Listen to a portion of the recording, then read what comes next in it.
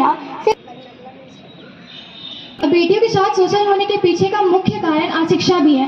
अगर हम बेटियां पढ़े लिखे शिक्षित होते हैं तो हमें सही गलत का ज्ञान होता है। अगर हम अपने पैरों पे खड़े होंगे तो हमें कोई भी इस धरती का बोझ नहीं समझेगा। एक बेटी के लिए सबसे ज़्यादा ट्रस्टफुल इंसान उसके पापा होते हैं। एक बेटी सबसे ज़्यादा भरोसा अपने पिता पे करती है।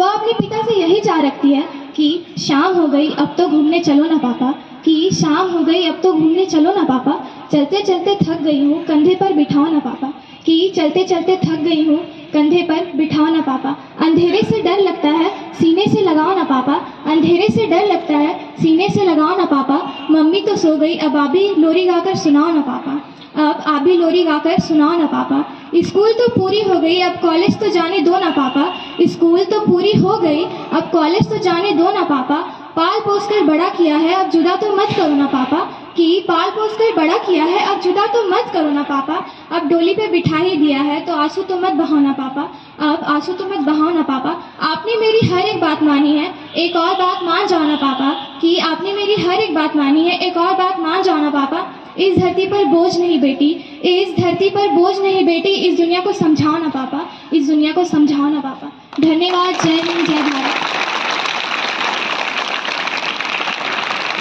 बहुत खूब। परीक्षाएं चल रही हैं, फिर भी बच्चे ने काफ़ी तैयारी की थी और केवल उसी ने हिम्मत दिखाया कि हम भाषण देना चाहते हैं। तो उनकी बातों से और आप विद्यालय में जितने भी बच्चे उपस्थित हैं, लड़कियां और लड़के भी, तो इस परिवर्तन की दुनिया में हम लोग एक और परिवर्तन की ओर बढ़ेंगे कि अपने घर की बहनों को, माताओं को सम्मान देंगे, उन्हें जागरूकता के बारे में बताएंगे और बेटियों की शिक्षा के बारे में भी हम सबको ही आगे बढ़कर प्रयास करना होगा।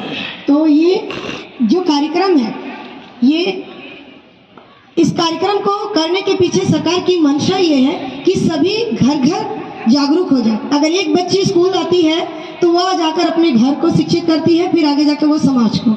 एक बच्चा अगर स्कूल आता है, वो घर के स्कूल के माहौल को देखता है तो वह घर जाकर कहता है माँ कि सिर्फ मैं ही क्यों पढ़ूं, मेरी बहन भी पढ़ सकती है। तो इस जज्बे को अपने दिल में रखकर हम आगे बढ़ेंगे और इस शिक्षा के जो लॉ को जलाया गया है कि बेटियों को शिक्षित करना चाहिए, इस पर पूरी भागीदारी हमारे आज के नए जनरेशन के बच्चे करेंगे।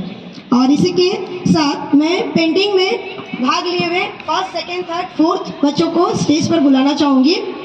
प्रथम स्थान आई है संतोषी कुमारी 10th A। स्टेज पर आ जाओ अपनी पेंटिंग के साथ।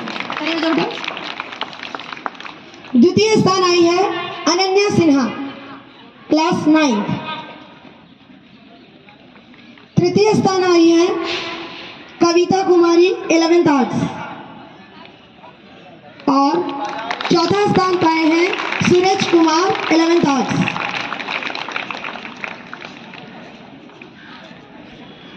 अब मैं हमारे प्रिंसिपल सर से रिक्वेस्ट करूंगी कि वह बच्चियों को पुरस्कार से सम्मानित करें।